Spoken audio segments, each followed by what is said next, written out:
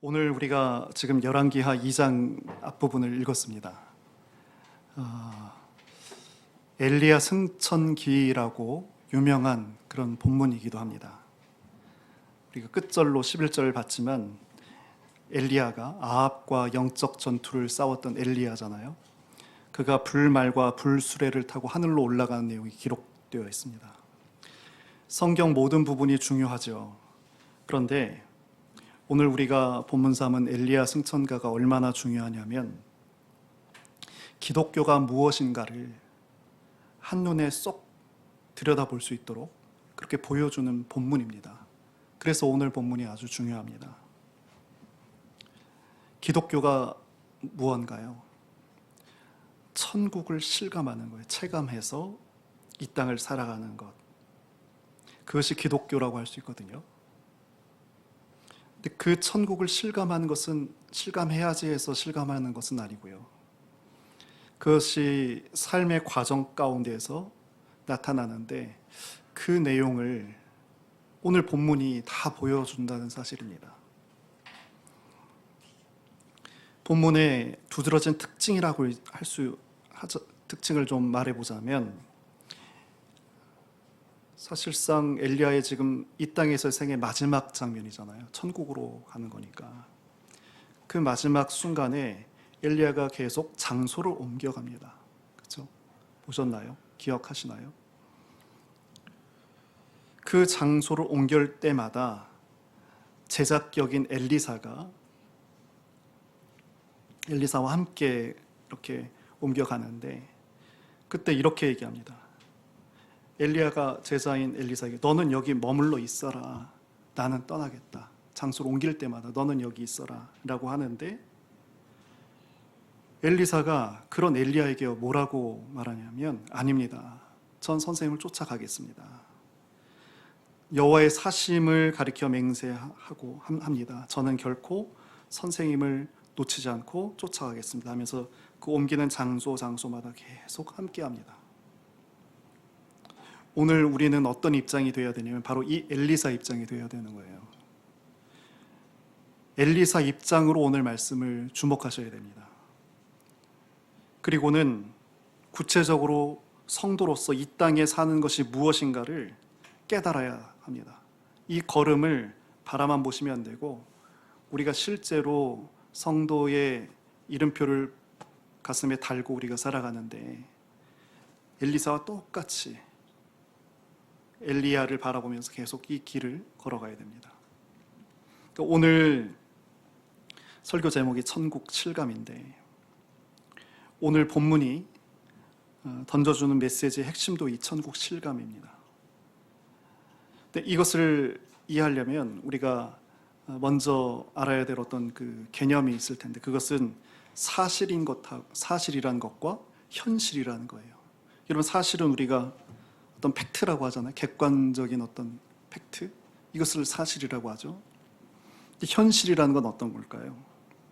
이런 팩트, 객관적인 사실이 나의 삶의 현장에서 되어지는 것이 현실이죠.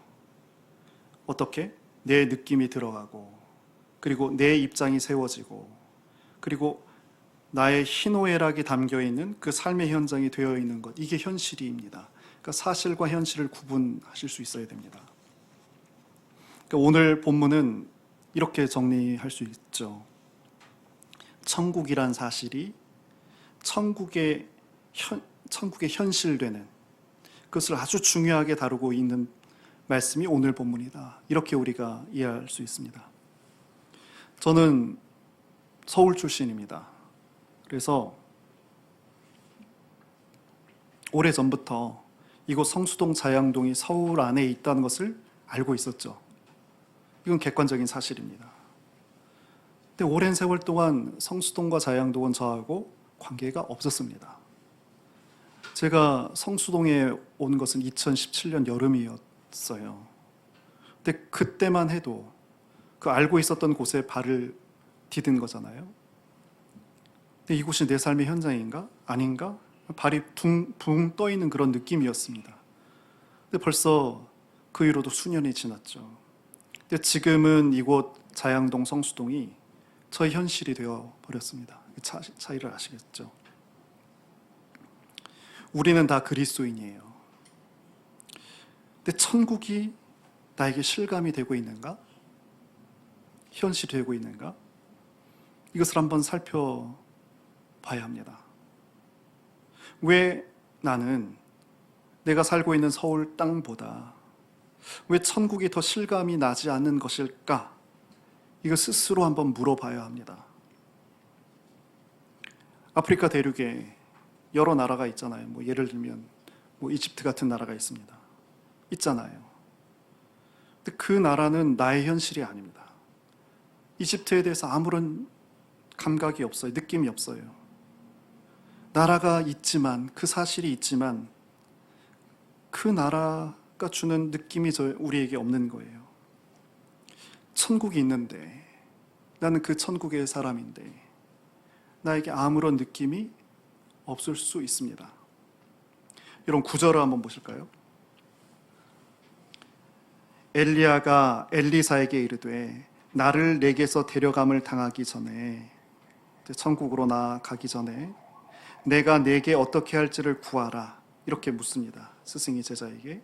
그러자 엘리사가 당신의 성령에 하시는 역사가 갑절이나 내게 있게 하소서.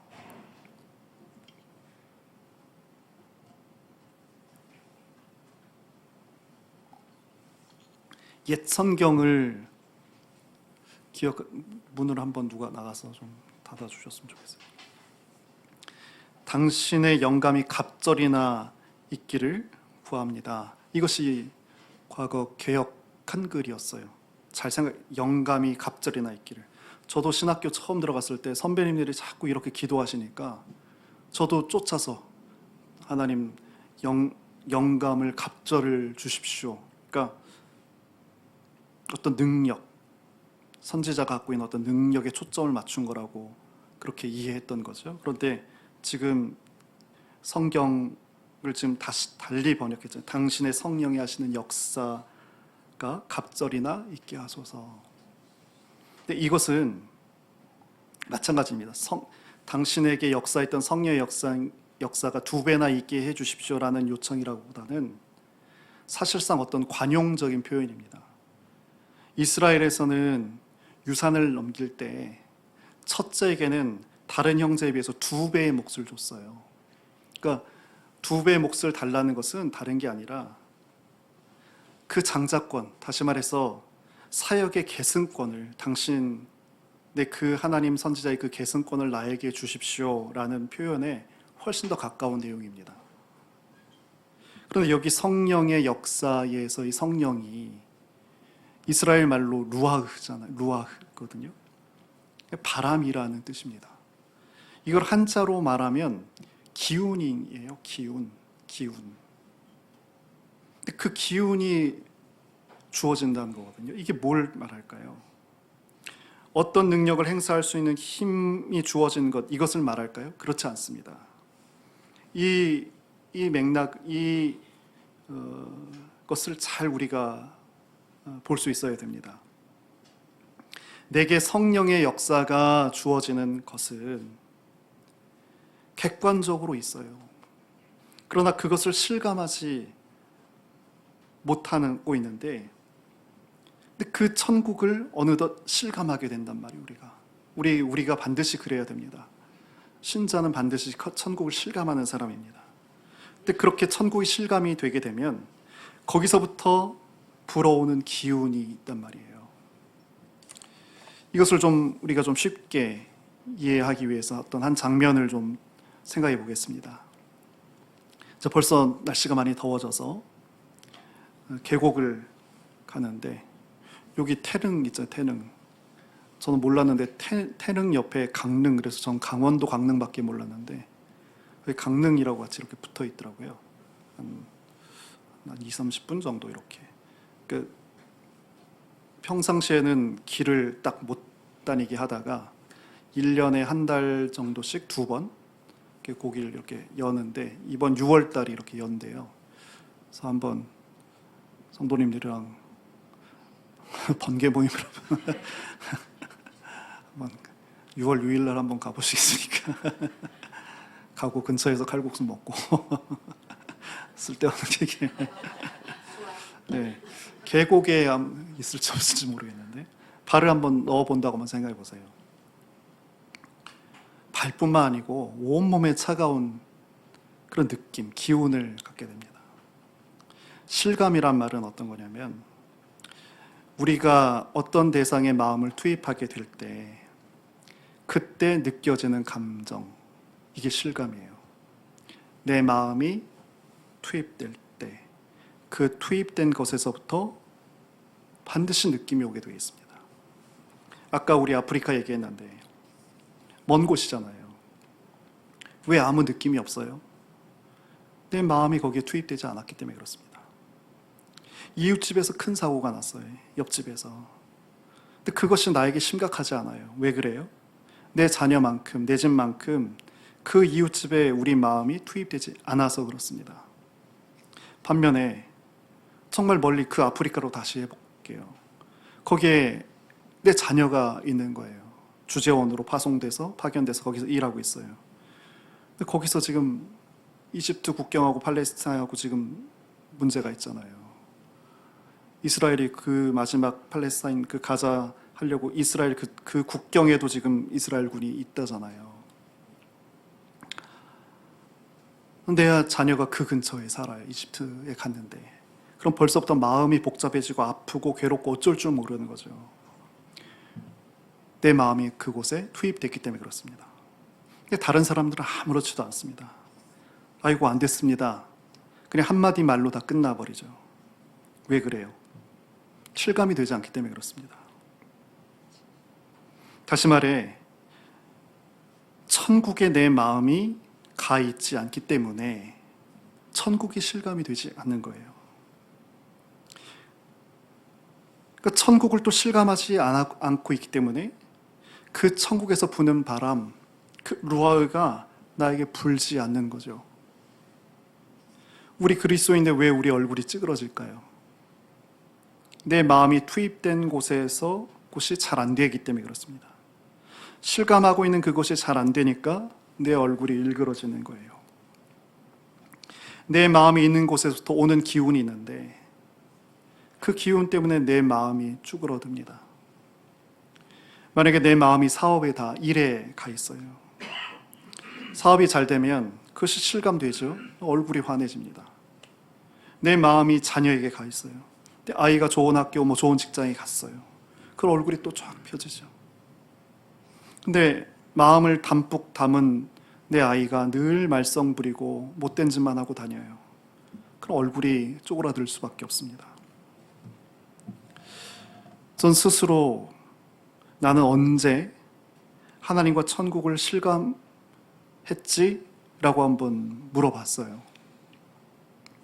전 외사촌 형이 이제 중학교 1학년, 2학년 그 사이에 암에 걸려서 일찍 이렇게 천국을 갔습니다. 아마 그때였던 것 같아요. 하나님 나라에 천국에 내가 사랑하는 누군가가 있으니까 그때부터 천국을 계속해서 체감하고 실감을 했던 것 같습니다. 그러므로 성도인 누군가가 천국을 실감하지 못한다. 그것은 저의 경우로 빗대면 사랑하는 사람 가운데 아직 천국에 간 사람이 없을 수도 있고, 사실은 궁극적으로 말하자면 나는 그리스도인인데 내가 하나님 나라를 실감하지 못한다? 그것은 뭘까요? 그 천국에 계신 하나님, 예수님, 성령님을 내가 아직 깊이 사랑하고 있지 않기 때문에 그런 거죠. 계곡물에 발을 담가도 그 냇물에서 기운을 줍니다. 마음을 자식에 담으면 자식으로부터 기운이 옵니다. 마음을 사업에 담으면 거기서부터 오는 기운이 있습니다. 이렇게 모든 기운이라는 것들이 마음을 담은 것에서부터 오는 거죠. 그런데 천국을 믿는 기독교인들이 왜 얼굴 펴고 사는 사람이 없는가? 천국에 마음을 두지 않기 때문에, 천국을 실감하지 못하고 있기 때문에, 그래서 거기 하나님 나라로부터 오는 기운을 느끼지 못하고 있기 때문인 거죠. 그렇다면 천국을 실감하며 사는 사람들의 삶은 어떤 것일까요? 이게 굉장히 중요한 질문이죠. 오늘 그 내용을 오늘 본문이 말해주고 있는 거예요. 그래서 오늘 본문이 중요하고 의미 있다라고 말씀드렸고요. 1절 부분에 보시면 이들이 시작했던 곳이 끝에 보시면 길갈이라고 합니다. 이 길갈에서 시작하더니 어디로 가냐면 2절에 보시면 벳엘이라고 되어 있어요. 벳엘에서 어디로 옮기냐면 4절 보면 여리고라고 되어 있고요. 그리고 6절에 보면 요단 이렇게 말합니다. 길갈에서 시작해서 벳엘로 가고, 벳엘에서 여리고로 가고, 그리고 여리고에서 끝으로 요단 강으로 그렇게 갑니다. 이것이 기독교 신자의 처음이고 끝이 됩니다. 그러니까 중요하죠. 우리 교리에서는 이건 우리가 올드 오브 살베이션, 그 구원의 서정이라고 우리 나눴던 적이 있죠. 소명, 중생, 회심, 신앙, 칭의, 양자, 성화, 견인, 영화, 이렇게 9가지로 세분하는데 그것을 지금 지역으로 표현해 보면 이렇게 되는 거예요. 천국을 실감하면서 사는 사람들의 삶의 모습, 오늘 여기 소개된 이 4곳의 장소가 그대로 우리에게 드러내주고 있습니다. 굉장히 놀라운 본문이에요. 굉장히 귀한 말씀입니다. 자, 먼저 천국을 실감하면서 살기 위해 사는 그 성도가 이 땅에서의 그 첫 번째 모습이 있는데, 그것은 바로 길갈에서의 모습입니다. 이 길갈의 단계입니다. 길갈, 이곳이 어떤 곳인가요? 이스라엘 백성들이 40년 동안 광야 생활을 했잖아요. 애굽에서 출애굽해서 약속의 땅을 걷는데 오는데 40년 동안 사막에서 있었단 말이에요. 드디어 하나님께서 약속하신 가나안 땅으로 들어오게 되는데, 그 들어와서 첫 번째로 텐트 장막을 친 곳이 바로 이 길갈입니다. 이 길갈에서부터 천국을 처음 체감하는 거예요. 그리고 그 천국에서부터 오는 기운 따라서 이 세상을 사는 모든 사람들, 그러니까 이 길갈에서 시작을 하는 거죠. 길갈은 어떤 곳이에요? 광야 생활을 청산한 곳입니다. 그리고 그 하나님 약속의 땅에 첫 번째 발걸음 옮기는 그 땅입니다. 저는 여기에 계신 분들이 참빛교회가 그 길갈이었던 분도 있을 거라고 생각이 되거든요. 가나안 땅에 첫 발을 내디뎠다는 것은 광야를 끝냈다는 거잖아요. 이런 광야가 뭐예요? 광야는 아무것도 없는 땅이에요. 먹을 것도, 입을 것도, 마실 물도 아무것도 없는 곳이 광야였거든요. 그러니까 사막이고 죽음의 땅이었죠. 그거를 사랑하는 당신의 백성들에게 한 주도 아니고 1년도 아니고 40년을 걷게 하셨어요. 하나님께서. 왜 그러한 곳에 계시는 분이 있었는데, 그러한 곳에도 계시는 분이 있었는데 바로 한 분, 하나님이시죠. 아무리 벅차도, 아무리 힘들고, 아무리 낭망스러워도 우리 인생이 이 광야에서 배워온 것이 있어요. 그것은 뭐냐면, 나는 하나님 한 분만 있으면 산다. 이것을 배우는 거예요. 이것이 길갈에서 배우는 거예요. 나는 하나님 한 분만 있으면 산다. 사막처럼 물 없고 풀 없고 돈 없고 옷 없고 먹을 것 없는 곳이지만 하나님 한 분 계시면 살아갈 수 있고, 행복할 수 있다는 것을 아는 거예요. 머리로 깨닫는 거죠. 그런데 여기서는 아직 마음까지 그 하나님을 실감하지 못하는 거예요. 아는 것으로 어떤 이해로 깨닫는 거죠. 그러나 한 분 하나님 있으면 산다라는 것이 마음으로 점점 자리하게 되면 자연스럽게 무엇을 찾게 될까요? 그 하나님을 찾게 되지 않겠어요? 그 하나님을 정말 만나보고 싶다. 그 하나님을 좀 느껴보고 싶다. 체감하고 싶다. 그러겠잖아요. 근데 하나님은 우리가 하나님 아무리 불러도 찾아지지 않습니다. 하나님을 우리가 앞서 설명했던 어떤 그런 기운으로 느끼려면, 기운으로 만나려면 어떻게 해요? 주님의 십자가를 마음으로 볼 때. 그게 이제 사막과 같은 것인데 아무것도 없게 하는 거잖아요. 내 마음에 들어왔던 것을 다 제거하는 거잖아요. 그러면 정말 하나님을 그 기운으로서 만나는 거예요. 그냥 합리나 이름으로 아는 것이 아니라 만나게 되는 거죠. 첫 번째 단계 길갈에서 여기까지 깨닫는 거예요. 하나님 한 분 있으면 사는데, 이 아는 것이 첫 번째 단계인데 마음으로 깨닫는 다음 단계가 이어지잖아요. 이게 바로 베델입니다. 창세기 28장에 보면 이 베델의 옛 이름은 루스라고 되어 있어요. 루스. 그러니까 루스와 베델이 같은 장소입니다. 이런 베델에서 일어났던 일 가운데 가장 큰 사건이 뭐가 있었나요? 생각났어요. 베델에서 있었던 사건. 야곱입니다. 예, 야곱이 돌베개 베고 잔 우리 찬송가도 있잖아요.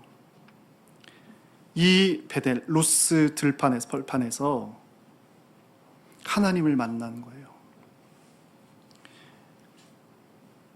야곱이 늘 형을 부러워했습니다. 왜냐하면 장자권이 그에게 있었으니까, 형에게 있었으니까.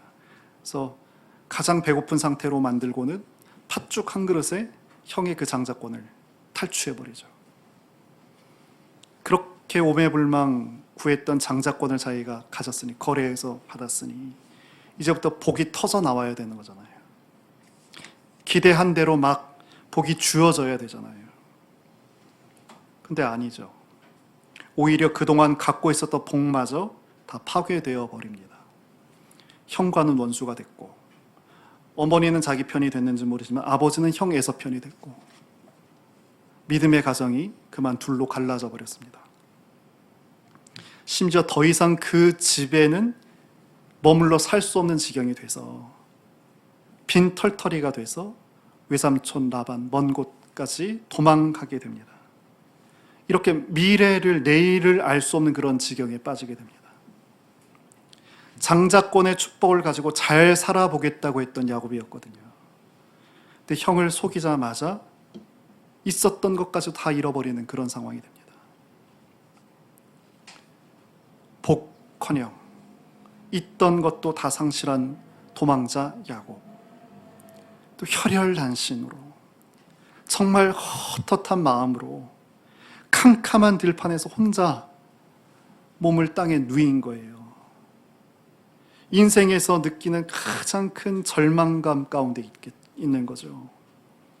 그리고 어느 곳에도 마음을 투입할 수 없는 그런 상황이 된 거예요.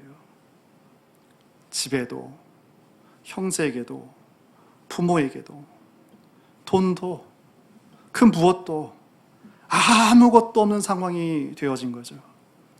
근데 그런 상황에서 누가 찾아오세요? 하나님께서 찾아오신 거예요.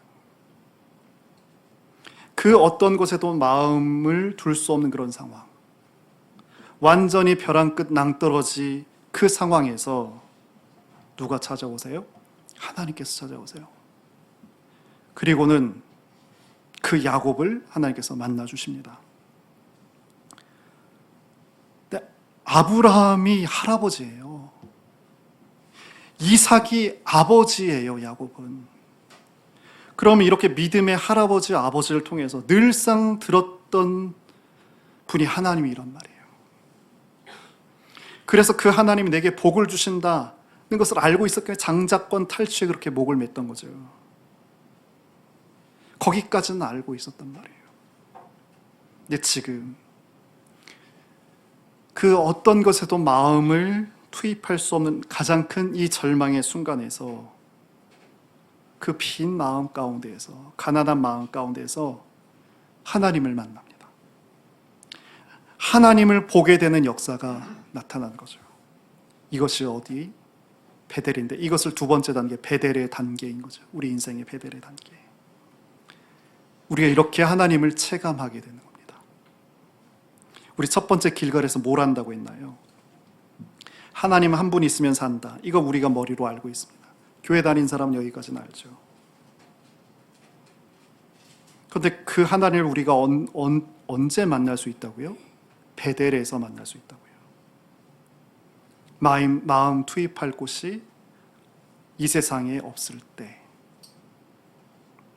근데 현재 우리에겐 우리 마음 투입할 곳이 너무 많지 않아요? 아무것도 없어야지 하나님을 만날 수 있다고 하는데 우리 마음을 투입해야 될 곳이 너무 많잖아요. 내 배우자도 그렇고, 내 직장, 내 일, 내 자녀, 내 외모, 내 미래. 마음을 투입할 게 너무나도 많아요. 이렇게 내 마음이 투입할 곳이 많게 되면 우리는 하나님을 만나지 못합니다. 아니, 만날 수 없습니다. 그래서 이런 우리를 위해서 나타난 사건이 바로 십자가 사건이죠. 그것이 아까 베델로 다 고스란히 다 나타나죠.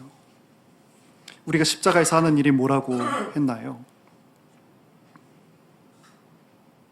그 십자가에 나의 죄를 대신하여 죽으신 그 예수님처럼 나도 거기에 나를 못 박아서 함께 같이 죽는 거죠. 내가 마음이 닿아 있는 투입된 모든 것에서 내 마음을 걷어들이는 거예요. 그게 십자가인 거예요. 모든 것에 투입되었던 마음들을 다 회수하는 거죠. 그래서 내 마음이 어느 것에도 투입되지 않을 때, 그러니까 처음 하나님께서 우리를 창조하실 때 그 마음 그대로, 이것이 마음의 지성소라고 했잖아요. 이 마음의 지성소에는 하나님께서 계시도록 우리 마음을 지으셨거든요. 근데 거기에 우리 마음이 없이 다른 이 땅의 모든 것들을 다 담고 있단 말이에요. 근데 이것들을 다 끊어내죠. 그 빈 마음 가운데서 빈 마음 갖고 있었던 야곱에게 하나님께서 오셨던 것처럼 그렇게 우리의 피조된 그 본래의 마음으로 우리가 머물게 되면 비로소 하나님과 우리가 만나게 되는 거예요. 이것이 베델의 삶입니다. 그러면 이렇게 우리가 실제로 하나님을 만나게 되면 어떻게 될까요? 이제 그 천국의 그 기운, 그것이 나에게 이제 허락이 됩니다. 이러한 것이 내 삶에 나타나는 것이 바로 여리고의 삶입니다. 여리고의 삶. 여러분, 여리고 하면 떠오르시잖아요. 여리고성 함락 사건이 떠오르시잖아요. 어떻게 성을 함락시켰어요? 하나님 말씀 쫓아서 성 7바퀴를 돌았습니다.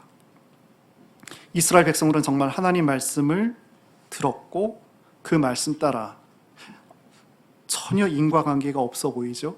성을 도는 것하고 성이 무너지는 것하고. 근데 그 성 7바퀴를 돕니다. 근데 이러한 모습이 우리에게도 우리의 삶이 되어야 된다. 이것이 세 번째 단계라는 거죠. 성을 함락하라고 할 때 하나님께서 여호수아를 통해서 백성들에게 주신 말씀이 있습니다. 뭐냐면 여호수아 6장 10절인데 너희들의 음성을 들리게 하지 말라는 거예요. 너희들의 입은 다물고 침묵하면서 오직 침묵 가운데서 성 7바퀴를 돌라는 거였습니다. 이게 뭘 말하는 걸까요? 침묵은 두 가지 침묵이 있는 것 같습니다. 입이 침묵하는 것이 있고요. 또 한 가지 생각이 침묵하는 게 있어요. 두 가지, 입과 생각. 근데 생각까지 침묵해야지 진짜 침묵이 되는 거예요. 생각은 내 뜻대로 이렇게 돌아가면서 입만 담은 것, 이것은 하나님 앞에서의 침묵일 수가 없습니다. 그것은 사람 앞에서의 침묵일 수 있겠지만 하나님 앞에서의 침묵은 아닙니다. 우리가 이 이중성을 갖고 오래 삽니다. 하나님 사랑한다고 하지만 우리 머리로는 세상을 아주 디테일하게 구체적으로 사랑하죠. 놓지 못하죠. 세상 사랑을 멈추지 않습니다. 지금 우린 예배 시간 가운데 하나님 앞에 침묵합니다만 다 우리가 입을 다물고 있잖아요. 어떤 분은 그래서 자신의 생각마저 멈추면서 하나님 말씀을 귀담아 듣습니다. 그러나 만약에 어떤 분은 자신의 생각으로 성을 돌고 있다면 어떻게 성만 돌아? 망치로 다른 나무 토막이라도 해서 돌 하나라도 부셔야지. 이렇게 만약에 된다면 이건 너무 안타까운 상황이 되는 거예요. 이스라엘 백성들이 여리고성을 철저하게 침묵으로 7바퀴를 돕니다. 이 침묵으로 돌았다는 것은 뭘까요? 잘 보세요. 이것이 여리고의 단계입니다. 상식이라는 것을 초월해서 지금 사는 거잖아요. 근데 상식을 초월한다는 것은 이것은 비상식을 말하는 게 아닙니다. 상식을 초월한다는 것은 비상식도 아니고 상식도 아닙니다.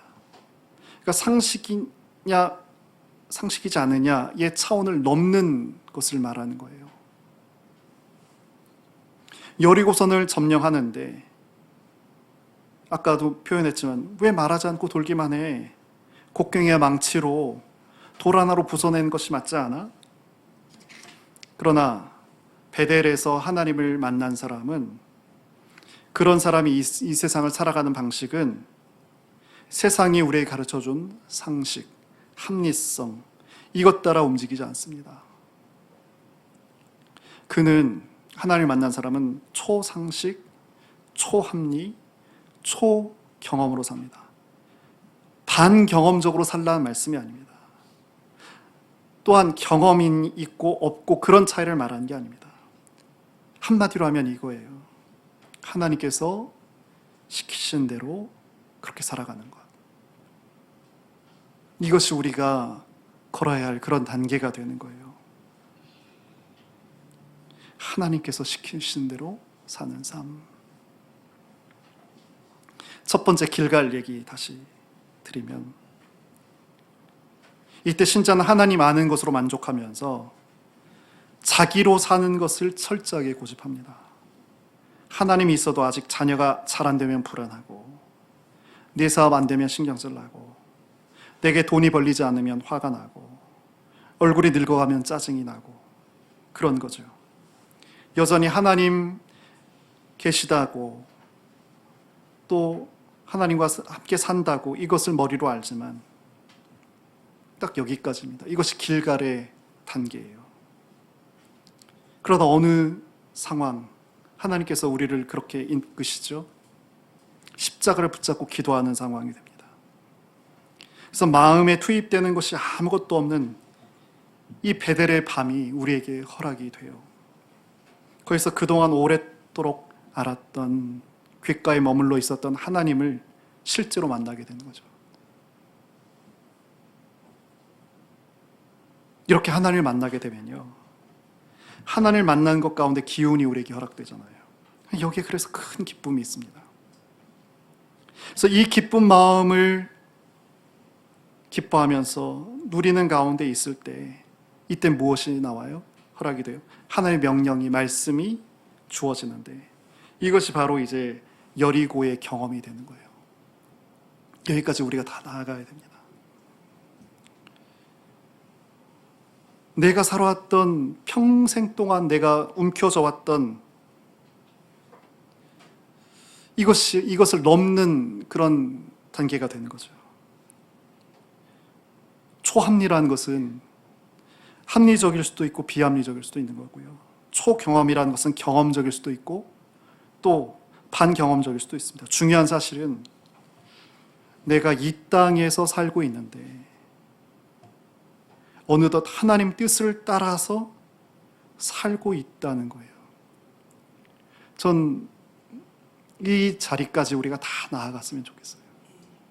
우리 참빛에 소속된 모든 우리 지체들이 하나님 말씀을 따라 사는 이러한 단계까지 모두 다 나아갔으면 좋겠어요.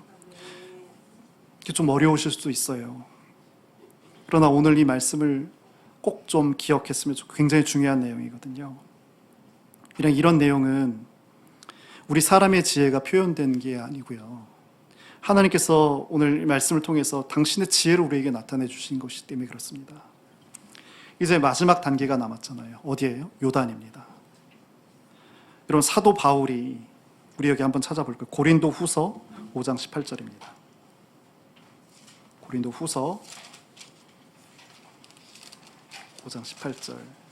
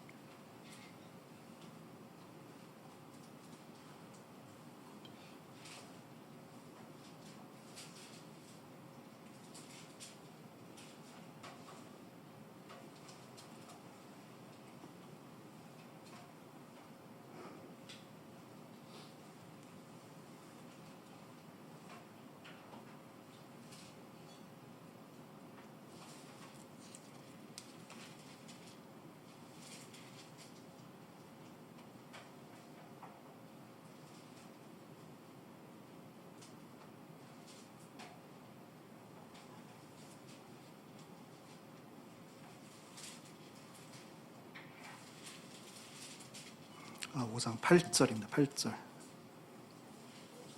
네, 18절 아니고 5장 8절. 우리 한번 8절 같이 한번 읽어보겠습니다.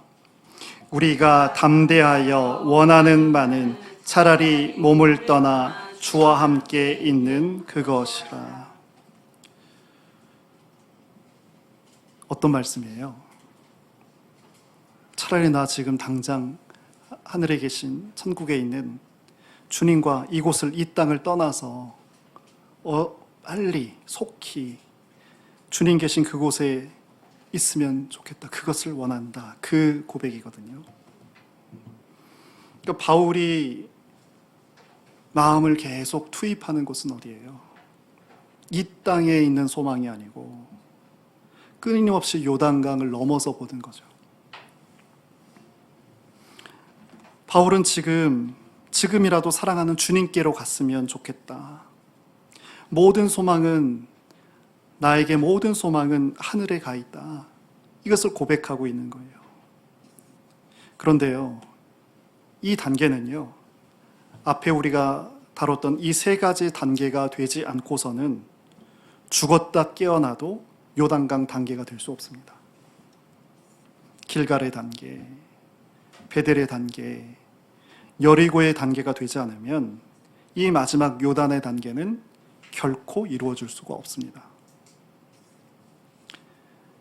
이것이 성도가 인생에서 만나게 되는 마지막 단계일 텐데, 이 단계에서는 요단강 넘어 하나님 나라를 계속 바라보는 거죠. 그의 하나님 나라를 계속 바라보는 그 성도의 이 땅의 삶은 뭘까요? 소망과 믿음이 온전히 이루어지는 거겠죠. 하나님 나라에 내 마음을 다 투입하고 그 나라에 둔 마음에서부터 그 마음에서 이젠 이 세상을 바라보면서 그렇게 사는 삶이 되는 거예요. 전혀 다른 거죠.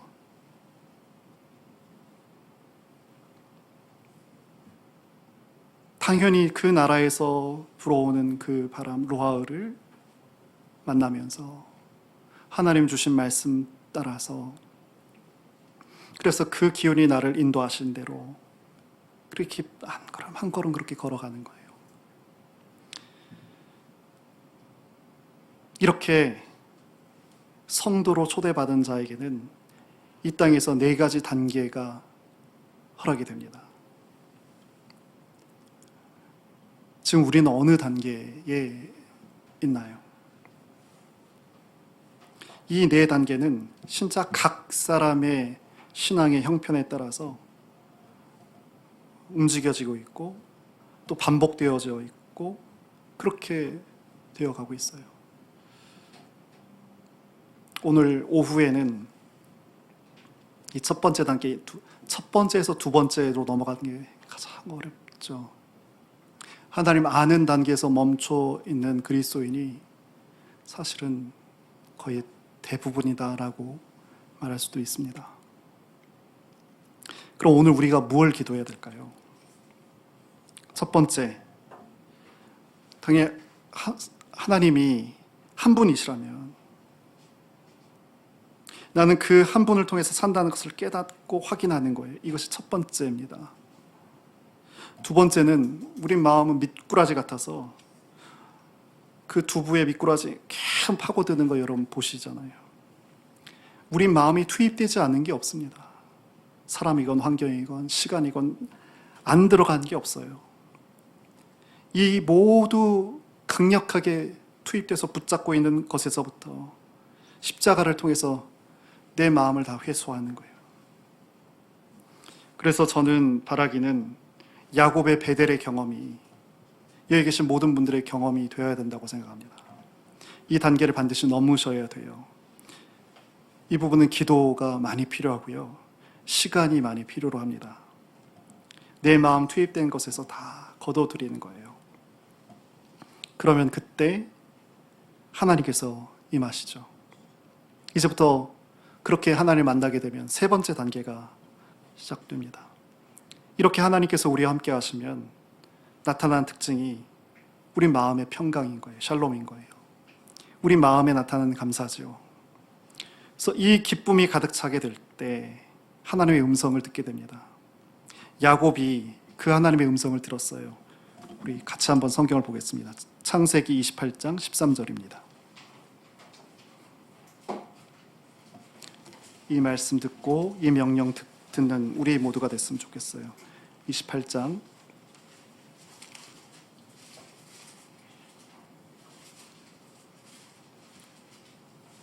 13절에서 15절.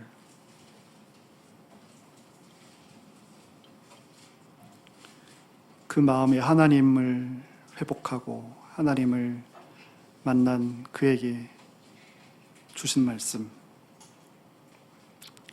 13절에서 15절 천천히 같이 한번 보겠습니다. 시작. 또 본즉 여호와께서 그 위에 서서 이르시되 나는 여호와니 너희 조부 아브라함의 하나님이요 이삭의 하나님이라. 내가 누워있는 땅을 내가 너와 내 자손에게 주리니 내 자손이 땅의 띠끌같이 되어 내가 서쪽과 동쪽과 북쪽과 남쪽으로 퍼져나갈지며 땅의 모든 족속이 너와 내 자손으로 말미암아 복을 받으리라. 내가 너와 함께 있어 내가 어디로 가든지 너를 지키며 너를 이끌어 이 땅으로 돌아오게 할지라. 내가 내게 허락한 것을 다 이루기까지 너를 떠나지 아니하리라 하신지라. 모든 복이 특별한데 어떻게 해요? 그것이 이루어지기까지 하나님께서 야곱을 떠나지 않으시겠다. 이렇게 하나님의 음성이 들리는 거예요. 그 하나님의 명령을 따라서 하루하루를 살아가는 거죠. 성도의 하루하루는 이렇게 전개가 됩니다.